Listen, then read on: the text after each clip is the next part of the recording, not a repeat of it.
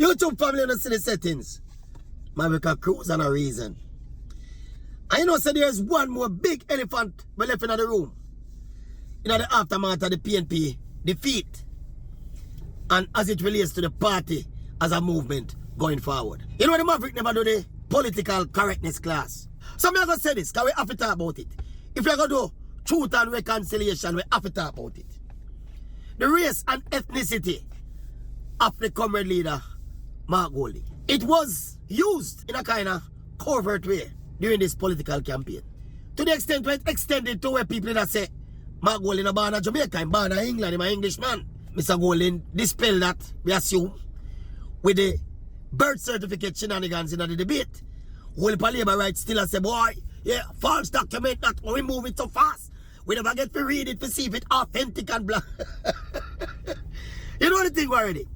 Regardless of where he was born though, the fact say, he is a white Jamaican. And if we're not hypocrites about what we're doing, we have a flashback to one Edward Philip George Siaga, whose race and ethnicity was effectively weaponized by guess who? The same People's National Party that Mark Golding now heads. You see what I say?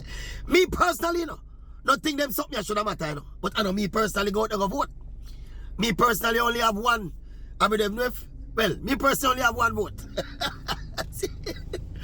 But it is what it is. And when you live in a country that is predominantly black, if it was fair game, when the PNP there do it effectively to Edward Siaga, then you can't now ball when Labour right decides say, they're going to do it to Mark Golding. And you know, this constant reference to, you know, Bakramasa. Some people call him Bakramach. And the fact say, he's a descendants of slave owners. That kind of thing. We can't go around it. I'm sure Mr. Golding sit down in them quiet moments and I look back on this election here and the journey and the defeat specifically. He has to factor this in the whole equation.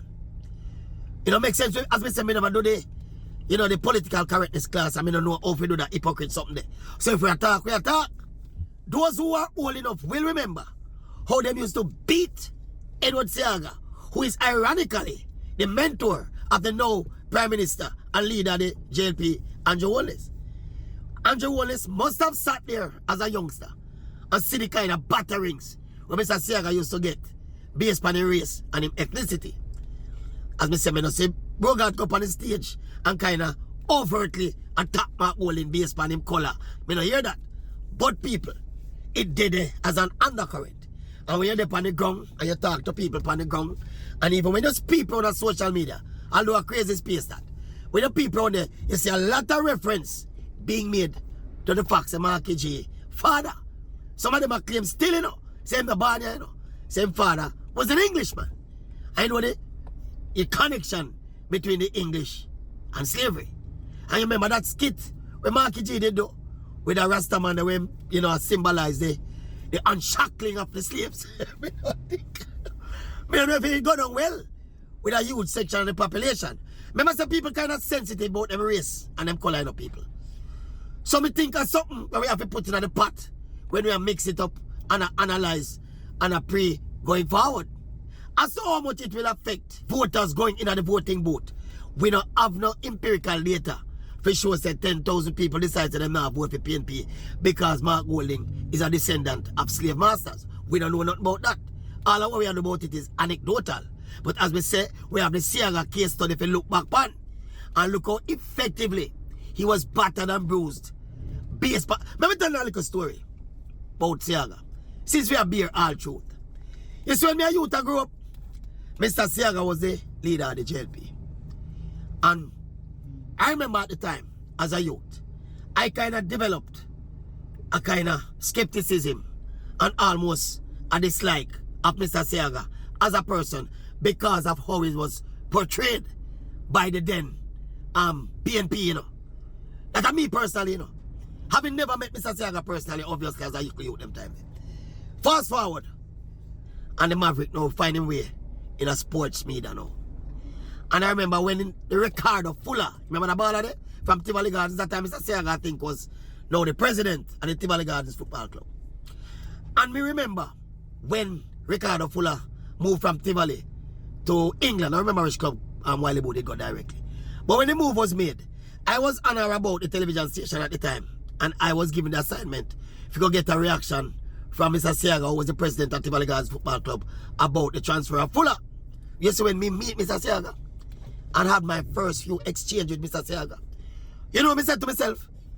I said, Jesus Christ, how them said a man was a devil with vampire teeth and the tree spoke fork and all them something.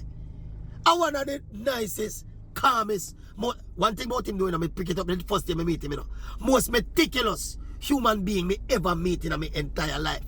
Remember the day when we had set up the interview and like Mr. Siaga come out of his office and I think him sit down in one area there, so but when the cameraman line up the shot, there was a particular picture that was behind him in the background. And Mr. Siaga said, hold on, don't shoot it. And him get up and him said, take up that picture there and replace it with that one and fix it this way. And me I say, yo, this man is so meticulous. But all of them time there, you know, he was so nice and courteous and jovial, you know, cause them time they in a different phase of them life. Him never upon a political attack them time there. And me I say, how them say the man here, this and that, and how them make people dislike the man here so.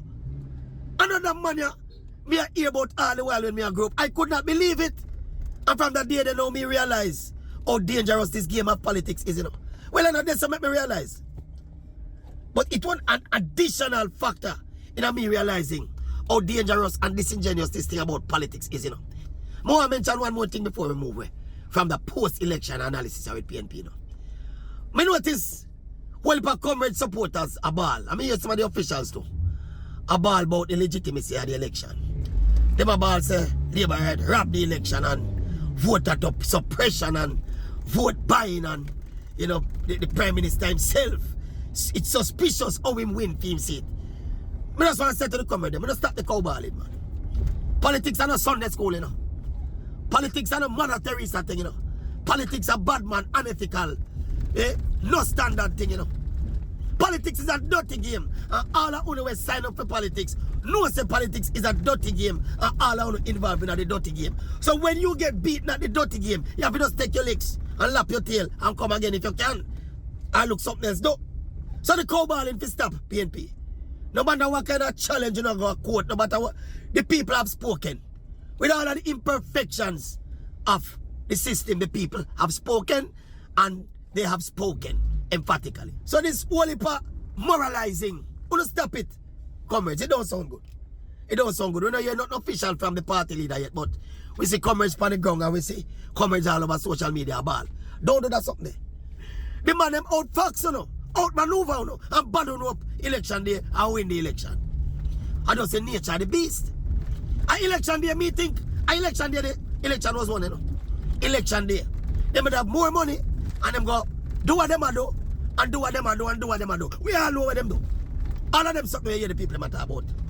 We're not naive and foolful, you know, it's happening, you know. But don't be cowballing about it. It's the nature of the game. See, it is absolutely the nature of the game. So I am not impressed by this self-righteous cowballing from the PNP. We don't need to do some introspection and try to chart a way forward. Get yourself a common ideology where you can unite around and not the pavement again. Because we're going to be cowballing for another 5 years. Anyway, Marky G and him ethnicity. We're have to just add that in the mix when you sit down to talk. Reasonable? I think it's reasonable. We can't leave anything off on the table at this point. Absolutely nothing can be left on the table. Remember, say, I assume you're all adults, you know. We're going to discuss the results of the election like adults, you know. And remember, PNP never just lose this election. They lost the last 3 general elections. So now if we put that in a proverbial pipe, smoke it, and deal with it.